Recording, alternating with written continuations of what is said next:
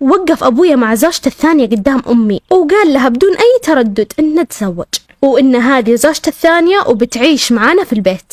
كان الخبر كبير وصادم. أتذكر دموع أمي اللي نزلت على خدها. ملامح أمي كانت مبنية على كمية القهر اللي كانت فيه في هذيك اللحظة، لكن طلع صوتها الثابت وكأن شيئا لم يكن، وقالت مبروك. مسكت يدي وطلعنا لغرفتها. الغرفة كان فيها أختي اللي عمرها 2 سنين. جلست أمي على السرير وبكت وانفجرت دموعها. أتوقع بكت أقل شيء 2 ساعات، وأنا جلست أبكي معاها. ما أعرف إيش السبب ولا أعرف ليش هي جالسة تبكي، لكن بكيت لأنها جالسة تبكي. بكيت من صوتها، من دموعها. وبعد فترة بدت تتكلم وكانت تشهق. قالت لي إنها ما عندها مشكلة مع زواج أبويا. قالت لي إنها تبكي لأنه غدر فيها وما كلمها ولا علمها أبدا، حطها قدام الأمر الواقع كأنه يقول لها أنت مجبورة. وقتها عرفت إن أمي تبكي بسبب أبويا، وما أخفيكم كرهت أبويا هذيك الليلة كره ما يعلم فيه إلا الله. وهي تتكلم قالت إنها تركت كل شيء عشانه، تركت كل حياتها وأحلامها، ورغم إني كنت صغيرة إلا إني قررت إني ما راح أترك حاجة لي عشان شخص ثاني مهما كان، لأنه في النهاية راح يأذيني زي ما أبويا أذى أمي وخلاها تبكي بالطريقة هذه. نمت بهذيك الليلة مع أمي على سريرها ومعانا أختي، وأنا أسمع صوت بكى أمي وأجلس أبكي معاها. بعد مرور سنة جابت زوجة أبويا ولد، وعاشوا هي وولدها معانا بسلام. ما كانت زوجة أب سيئة ولا صعبة المعاملة،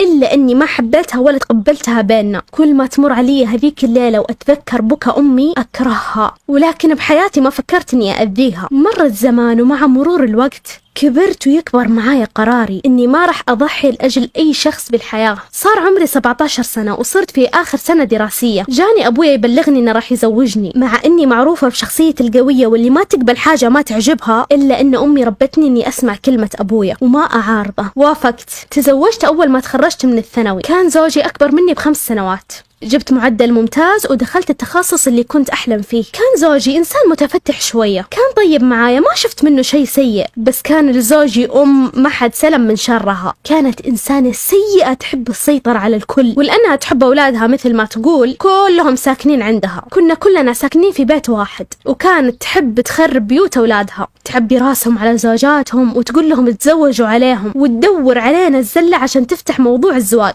إلا تبغى تزوجهم. أذكر مرة كان عندي اختبار وجلست أذاكر له، وقررت إني ما راح أسوي شيء إلا ما يخلص اختباري. كانت هذيك الفترة تقنع دايما إني أنا كسولة، وإني ما أعرف أشتغل في البيت، وإني مهملة بيتي وزوجي، وإنه لازم يتزوج الثانية. لكنه ما علق على كلامها وعدت على خير. تخرجت من الجامعة وكنت من صغري أحب إني أبني لنفسي بيت وأثث على كيفي. فأول ما توظفت قررت إني أشتري أرض وأبنيها، ولأن زوجي عنده خير وأبويا عنده علاقات ما أخذ الموضوع مني وقت عشان أبني بيت أحلامي. أخذت قرض من زوجي وأثثت بيتي اللي أحلم فيه من صغري. مر على زواجي 6 سنوات ولا حملت ولا مرة، ولا كنت أبغى الحمل أصلا، بس بعد ما انتهيت من شغل البيت حملت وجبت ولد، وبعد ب3 سنوات جبت بنتي. ومع أني بنيت بيتي إلا أننا بقينا في بيت أهل زوجي. اهتميت ببيتي وأولادي وزوجي وشغلي، رجعت فلوس زوجي له. في يوم كنت جالسة كذا أتأمل أولادي، أتذكر أمي وأسأل نفسي إيش بيكون رايها فيني لو بقت معايا لهذه اللحظة. هي كانت سببي الأكبر إني أكون قوية وأواجه العالم بقوة وأحقق أحلامي وما أتنازل عنها لأي أحد. أحيانا أسأل نفسي لو أمي ما أخذتني معاها لغرفتها وبكت قدامي، هل كنت راح أخذ هذه القرارات؟